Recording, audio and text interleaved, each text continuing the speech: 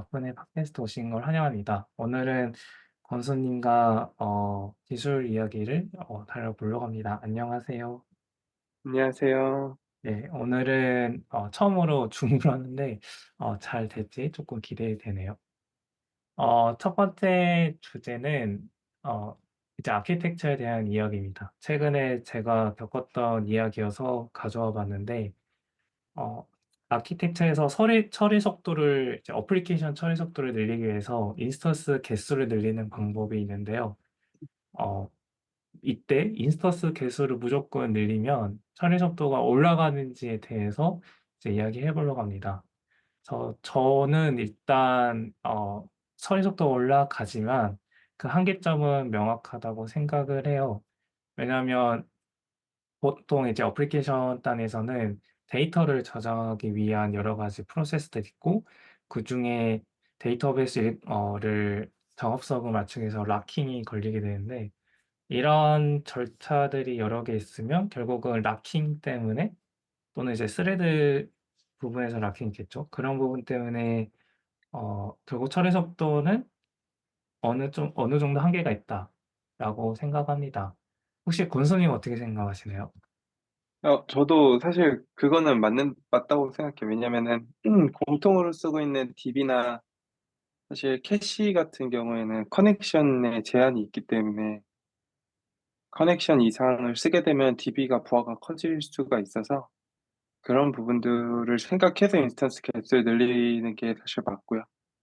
인스턴스 개수를 늘렸을 때 그런 게 부담이 된다고 하면 인스턴스 사양을 높여야 되는 이제 날이 오죠. 그러면 이제 한 대가 처리해 주는 양이 많아지지만 이제 커넥션 같은 것들은 개수가 유지가 되니까 그런 거는 가능할 거 그렇게 약간 계속 성능 최적화를 해 나가야 된다고 생각해요.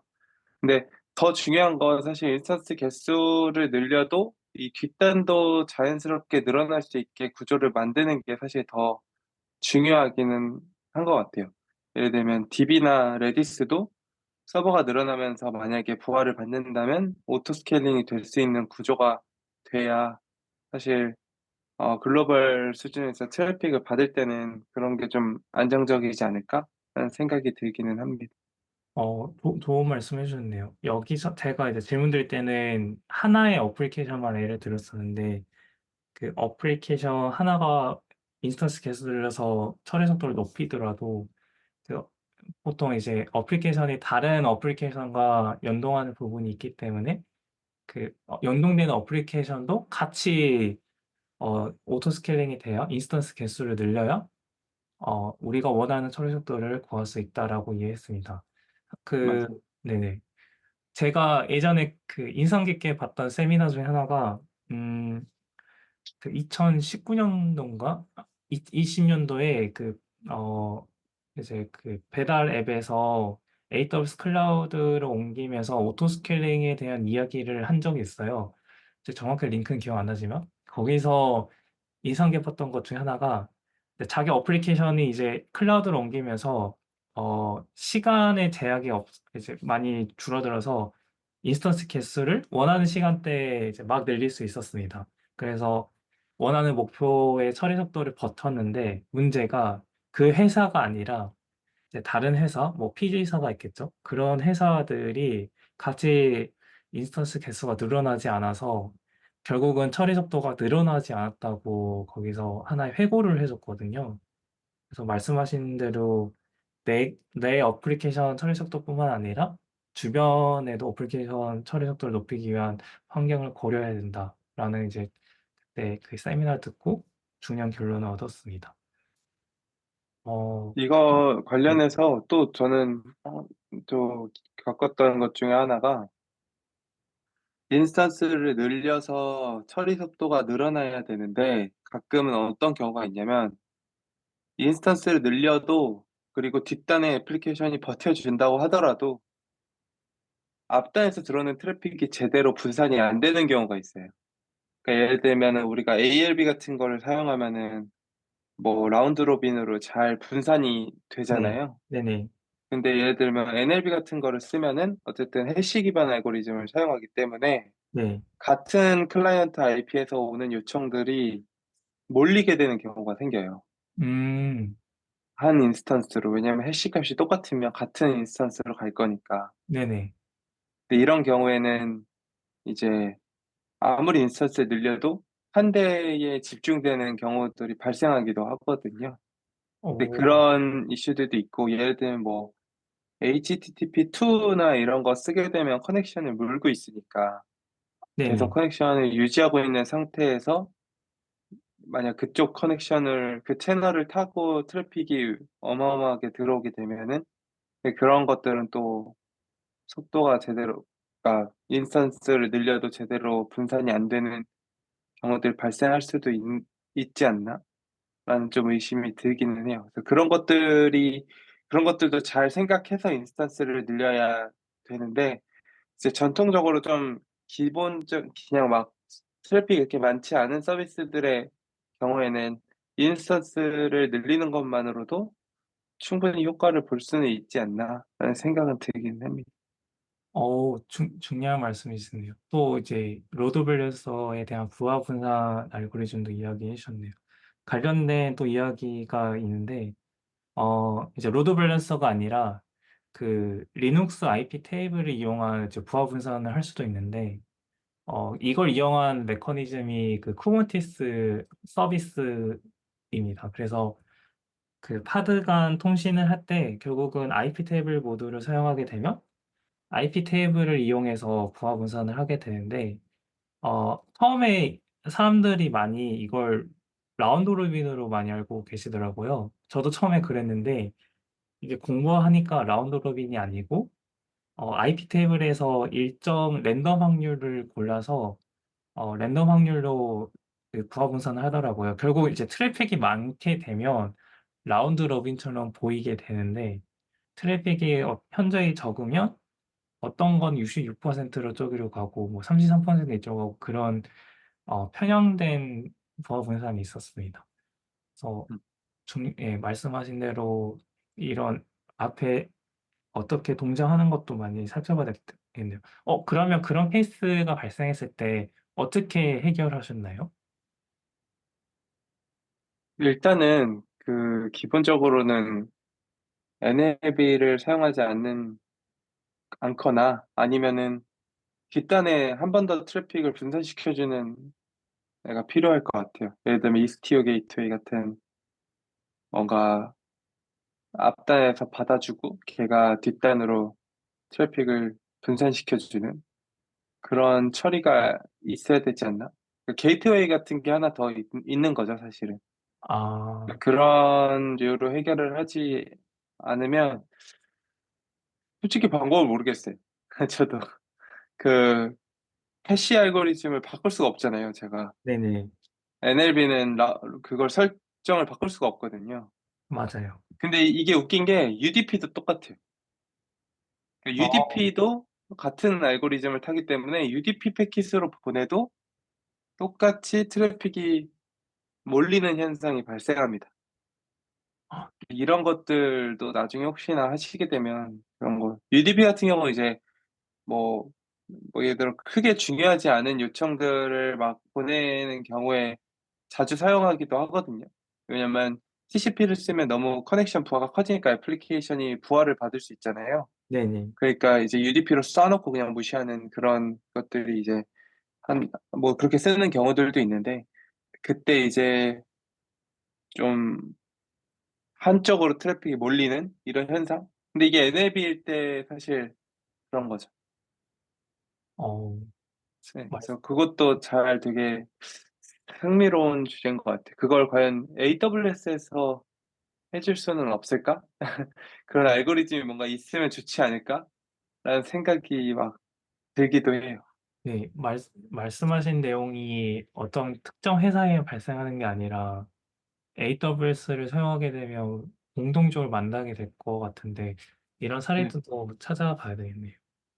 네. 아마 분명히 뭐 듣고 계신 분들 중에서도 비슷한 경험을 하신 분이 있지 않을까. 네, 이게 워낙 NLB를 많이 쓰니까 특히 고정 IP 같은 거 쓰려고 많이 쓰잖아요. 네 NLB는. 맞아요. 네네. 그러다 보니까 이제 분산될 거라고 생각했는데 알고 보니 분산이 안 되는 막 그런 현상들이 발생하기도 하는 것 같아요. 어 감사합니다. 이것도 저도 만약에 마주치면 공부를 할 수 있는 좋은 기회가 될 것 같네요. 그리고 이제 두 번째는 인스턴트 키스를 늘려도 처리량이 같을 수 있는 아키텍처 구조들이 있어요. 대표적으로 액티브 스탠바이 구조인데, 이 액티브는 내가 어떤 처리를 담당하는 인스턴스이고, 네, 스탠바이는 이 액티브가 만약에 장애가 났을 때, 액티브가 처리할 수 없는 상태가 됐을 때 액티브 대신 스탠바이가 이제 처리하는 구조로 되어 있는 아키텍처입니다. 그래서 이런 구조일 때는 아무리 인스턴스 개수를 늘리더라도 처리 속도는 항상 같을 수밖에 없는 거죠. 그래서 이걸 제가 최근에 하시코프 볼트를 공부하면서 공부했던 내용이어서 가져와 봤습니다. 그래서 하시코프 볼트의 이 링크 공식 문서를 가 보면 하시코프를 이제 HM 모드, 하이 어빌리티 모드로 구성을 할 때 주의사항 같은 것들이 나와 있어요. 그래서 네, 이거를 구글 번역기로 좀 번역을 해 보면, 네. HM 모드로 구성을 했을 때 한 개의 인스턴스가 그 저장소에 락킹을 받는다고 되어 있어요. 그리고 그 아래에 보면 음. 이 부분이 중요합니다. 어 아 그 하나가 액티브고 나머지는 스탠바이 구조이기 때문에 저희가 스탠바이에 요청을 보내면 이 스탠바이는 액티브 인스턴스에 그대로 요청을 전달한대요. 그거를 이제 원본을 보면 이제 forward the request라고 되어 있고, 또는 클라이언트가 직접 액티브한테 다시 요청을 전달할 수 있도록 클라이언트에 리다이렉트 한다고 이제 되어 있습니다. 그래서 이런 액티브 스탠바이 구조이면 내가 아무리 인스턴스 늘려가도 처리 속도가 안 나오니까 예상한 결과가 안 나오고, 그리고 더 나아가서는 어 모든 팀이 의아할 수밖에 없을 것 같아요. 진행 속도가 좀 느려질 것 같아요. 그래서 이 아키텍처 구조에 따라서 인스턴스 개수를 늘려도 처리 속도가 안 된다라는 걸 공유하고 싶어서 가져왔습니다. 혹시 따로 권수님이 해 주실 말씀 있으실까요? 음. 근데 저는 볼트를 저렇게 구성은 안 해봤는데 네. 저게 액티브로 요청을 포워드하는 경우도 저건 뭐 설정이 다른가요? 액티브만 늘리면 되는 거 아닌가 해서. 아 저도 지금 공부한 지 이틀 차 됐는데, 기본이 음. 액티브 스탠바이고 다 액티브로 하는 옵션이 없어 보여요 지금. 액티브 스탠바이로 하고 네. 액티브를 늘리는 방안은 없어요? 그게 없는 것 같아요. 저도 그거가 있는지 좀 찾아봤는데 제가 찾은 설정은 이게 끝이에요. 음. 저기 그래서 포워드 한번 들어가 보면 안 돼요? 포워드 저거. 여기 아래에 있는 설명입니다. 음. 그래서 이거는 저도 잘 모르겠지만 하시코프 볼트 자체의 그냥 아키텍처인 것 같아요. 다 액티브하게 못 바꾸고 액티브만 늘릴 수 없고 그런 것 같아요. 그럼 액티브를 늘리면 그 스탠바이도 같이 늘어나는 거예요? 아니, 스테마에 제가 늘리는 구조인데 그 컬럼이 있잖아요. 그 네네. 컬럼을 준수해서 늘려야 돼요. 그 액티브만 쿼럼을 준수해서 늘리는 게 안 되는 거예요? 네, 그런 걸로 알고 있습니다. 저도 아직 이틀 차여서 잘 모르겠어요. 아, 이거는 그렇군요. 하시코프 네. 볼트 잘 아시는 분에게 여쭤봐야 될 것 같지만 제가 알고 있는 한 아직은 없는 것 같아요. 음. 이게 같은 쿼럼에서 액티브 스탠바이를 고르는 건가? 네네, 이게 맞습니다. 그러니까 그 네. 아키텍처가 액티브 스탠바이가 아니라 예를 들어 5개 노드가 있으면 리더 일렉션을 통해서 뭐 예를 들어 리더를 결정하는 것처럼 네네. 그런 방식으로 액티브 노드 하나만 액티브가 되고 나머지는 스탠바이가 되는 이런 구조예요. 네, 맞아요. 하나만 액티브고 나머지는 다 스탠바이예요. 근데 이런 거는 인스턴스 늘리는 게 의미가 없기는 하겠네요. 네. 그래서 네. 우연히 다른 걸 볼트의 다른 걸 공부하다가 구축하다가 발견된 특징이에요. 그래서 음, 이게 마침 이번 주제에 좀 부합해서 가져와 봤습니다. 네. 그리고 볼트 저도 좀 공부해봐야겠네요. 네. 네. 좋은 것 같아요. 잘 맞는 솔루션을 생각하는데 네. 그리고 근데 한 대만 액티브인 게 좀 이상해서 제가 그렇게 모르겠어요. 하면 네. 그렇게 하면은 예를 들면 뭐 레디스처럼 샤드가 있어서 샤드 여러 개를 해서 쪼개서 이렇게 들어오는 구조면 모르겠는데 사실상 액티브 스탠바이 저런 식으로 하면은 스탠바이가 여러 대일 필요는 없잖아요. 네네. 예를 들어 2대 3 대라고 하면은 3대 중에 1 대만 라이터 기능을 하고 나머지 2 대는 리더 기능만 하고 이런 거면 이해가 되는데 네 네. 액티브 스탠바이라고 하면은 액티브가 죽었을 때 예를 들어 스탠바이 2개 중에 하나가 액티브로 올라오는 이런 구조니까 보통 막 홀수계로 컬럼을 구성하잖아요. 맞아요. 네. 근데 만약에 그냥 액티브 하나만 이렇게 쓰기가 되고 나머지 2 개는 스탠바이 용도로만 쓰는 거면 뭐 볼트의 특징일 수도 있겠지만 쪼끔 좀 의아하기는 한데 아무튼 잘 만들었으니까 많이 쓰겠죠. 네. 네. 그래서 이건 제가 공부를 아직 좀 해 봐야겠네요. 모르는 부분 아직 공부 일찍차여서 네. 일단 제가 공부한 내용까지는 이렇게 음 발견돼서 최근에 또 스탠바이 액티브에 대한 그 구축하는 사례가 있었는데 거기서도 구축을 하다 보니까 개발자분이랑 이야기하다 보니까 액티브 스탠바이 구조로 되어 있다고 해요. 그래서 이때 주의할 점이 이제 AWS ALA 같이 앞에 로드 밸런스를 붙이면 그 스탠바이가 처리하면 안 되는 케이스들을 꼭 알아야 되더라고요, 아키텍처상. 여기서는 스탠바이가 처리하지 못하도록 볼트에서는 스탠바이가 사용자 요청을 처리하지 못하도록 포워드 시켜 놨는데 만약에 그런 개발 로직이 없으면 데이터 정합성이 깨지는 순간이 오잖아요. 그쵸. 네. 그런 부분에서 또 의사 커뮤니케이션을 할 때 '이런 구조일 때 이런 걸 생각해야 되겠다.'라는 중요한 하나의 경험을 얻었습니다. 이것도 좋네요. 네. 그래서 좋은 사례여서 가져와 봤습니다. 그러면 저는 이제 이 주제에 대해서 말하고 싶은 건 다 말했는데 혹시 더 말할 거 있으신가요?